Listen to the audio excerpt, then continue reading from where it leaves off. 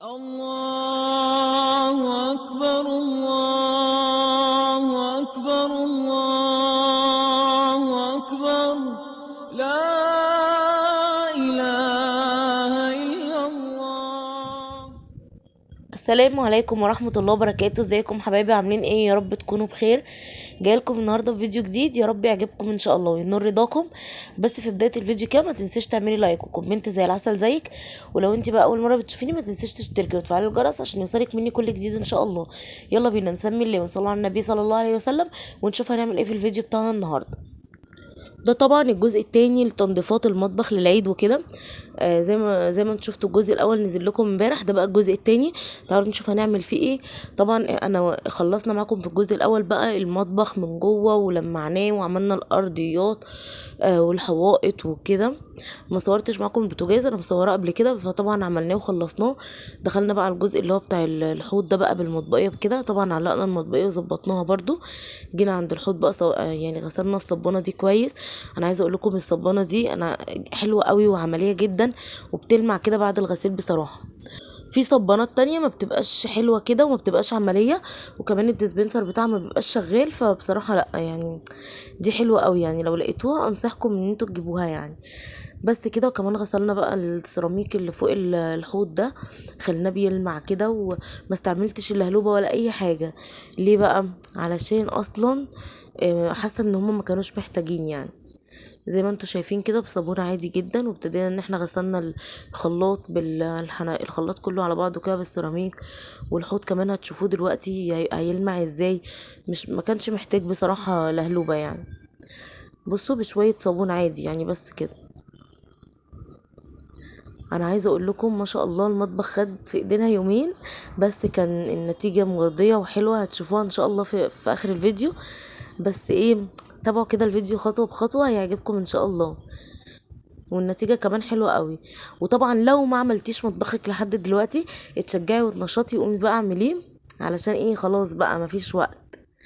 بصوا بقى طقم التوزيع ده معايا من ساعة ما اتجوزت يعني، ما غيرتهوش خالص. فقلت بقى ان انا اغيره وجبت الطقم ده. شكله حلو قوي، هو 3 قطع بس. التاني كان 5.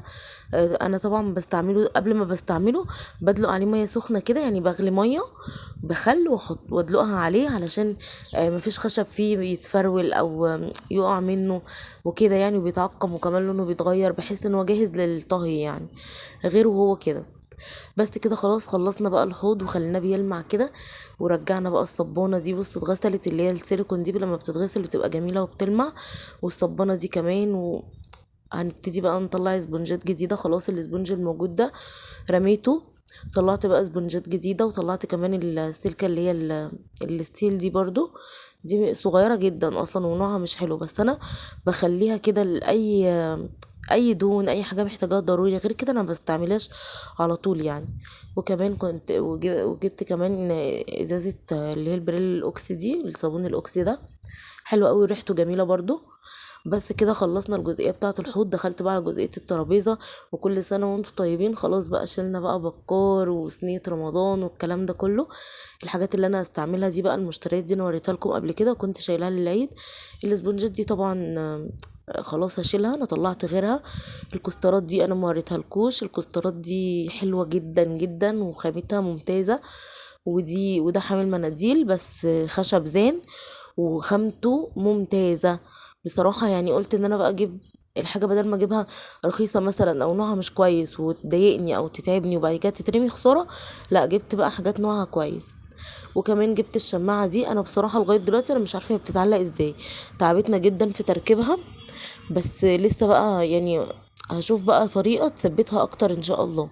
بس عايزة اقول لكم عملية جدا وبتشيل يعني حلوة قوي، وشكلها شيك وجميلة. بصوا شكلها حلوة قوي وخامتها كمان كويسة يعني.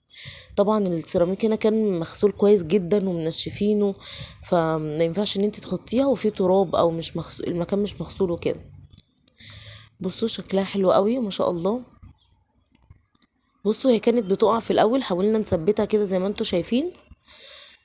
وزي ما بقول لكم برضه هشوف ان شاء الله طريقه تثبتها اكتر من كده يعني. بس كده. وبعد معاناه سبتت الحمد لله، وابتدي بقى ان انا اعلق فيها طقم التوزيع القمر ده. عايزه اقول لكم مبسوطه جدا ان انا ابتدي استعمله. طبعا انا كنت المشتريات دي موريها لكم من فتره طويله، وكنت المفروض التنظيفات دي اعملها في رمضان، بس قدر الله ما شاء فعلا انا ملحقتش، وكنت بنزل فيديوهات تانية. فالحمد لله يعني كل تأخيرة وفيها خيرة، وكان ربنا شايل ده ان اعمله يعني في العيد وكده.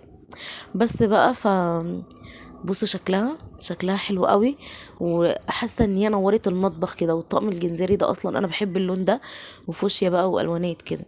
المقص ده خامته كويسه جدا برضو. بصوا يعني كل شويه بتقع، بس الحمد لله ثبتناها يعني في الاخر. ولمينا بقى اي حاجه ورانا بقى، وخلينا المطبخ ما شاء الله. وزي ما انتم شايفين كده البوتاجاز بيلمع كده ونضيف، يعني بجد يعني الله يبارك لها، تعبتها معايا جدا. بس ف بصوا بقى السكينه خلاص ابتدي ان انا استعملها بقى. طلعتها كده، شايفين الفازه الجميله دي او الزهريه دي، جايبه منها اتنين. فالاتنين مش للمطبخ، عشان اختم الفيديو كده بشكل حلو، او كنت بجرب يعني، قعدنا نجرب واخترنا نحط واحده ولا نحط. هنفتح بقى دلوقتي حامل المناديل ده واوريهولكم.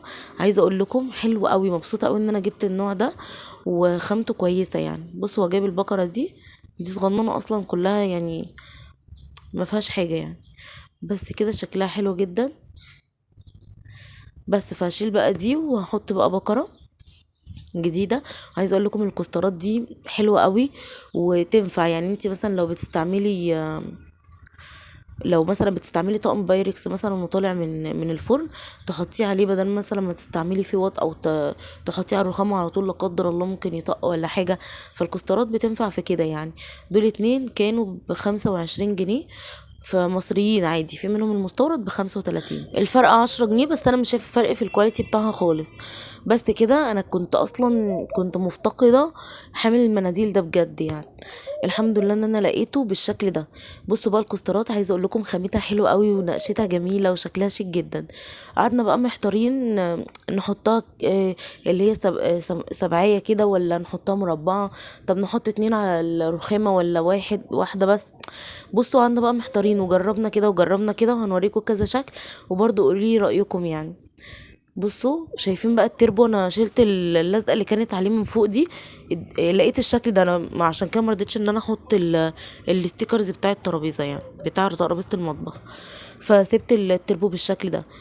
بصوا بقى قولوا لي بقى ايه رايكم في شكل المطبخ بجد يعني. بصوا بقى قعدنا نفكر زي ما انتم شايفين كده، نحط واحده ولا اتنين. بس كده وادي شكل المطبخيه النهائي. قلت لكم في الفيديو اللي فات هوريها لكم. بصوا بقى طلعت الطقم اللي هو البايركس ده اللي انا لسه جايباه من رنين، وحطيت بقى كوبايات كلها فاتحه كده اللي هي الشفاف. وبصوا الضلفه دي حطيت فيها الخلاط، وفوق كده حطيت برضو الكاسات دي والمجات يعني. قلت تبقى حاجات في المطبخ تحت ايدي يعني، عشان لو حد عندي مش كل شويه بقى اطلع افتح النيش قدامه وكده. فدي تبقى تحت ايدي يعني لو احتجتها في اي وقت. بصوا بقى شكل المطبخ النهائي. انا عايزه اقول لكم بجد الشكل تحفه جدا.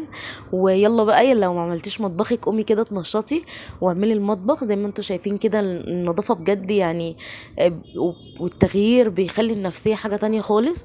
بصوا بقى حطيت هنا طقم التوزيع في اللي هو الستيل في الهوكات دي يعني كانت عندي من قبل كده، بس عايزه اقول لكم تحفه تحفه تحفه. بس كده وادي البوتاجاز بعد ما اتلمع بقى، وطلعت هنا فوطه جديده كده. خلاص بقى كان كله جديد في جديد كده، والمطبخ كان روحه حلوه قوي، وشكله كان جميل، ودي كل تفاصيله وتكاته. يا رب بقى يعجبكم، وقولي لي رايكم فيه. وبرضه لو عندكم اي ملحوظه قولوها لي. بصوا بقى شكله ما شاء الله ما شاء الله يعني. والبسكوتات بقى بعد ما يعني اتغسلت كده واتصفت خالص، حطيت بقى فيها اكياس نظيفه. وخلاص بقى كده علقت اللي هو في المطبخ ده. عايزه اقول لكم في المطبخ ده زي ما قلت لكم قبل كده ما بتستغناش عنه بصراحه، اختراع. بصوا كمان شكل المشربيه، وهوريكم كمان. بصوا بقى الستيكرز اللي هو مكتوب عليه سكر ودقيق وشاي والكلام ده، وده ينسون وحلبة، حطيت دول هنا كده جنب بعض. بس كده. بس بقى ودي كده شكل ظرفة الخزين معايا. المنظمات بقى قمر وبوكس السعيدة بقى. انا زي ما قلت لكم كده المنظمات دي حلوة جدا، وبتخلي الشكل شيك كده وحلو يعني. بس بقى ودي شكل المشربية، ودي شكل المطبخ. خلاص كده الشكل النهائي معايا تحفة جدا. يلا بقى لو ما عملتيش مطبخك قومي اعمليه. ده كان الفيديو بتاعي النهارده، كل سنة وانتم طيبين، واستنوا بقية تنظيفات العيد، فيديو جديد ان شاء الله، ومع السلامة. العيد فرحة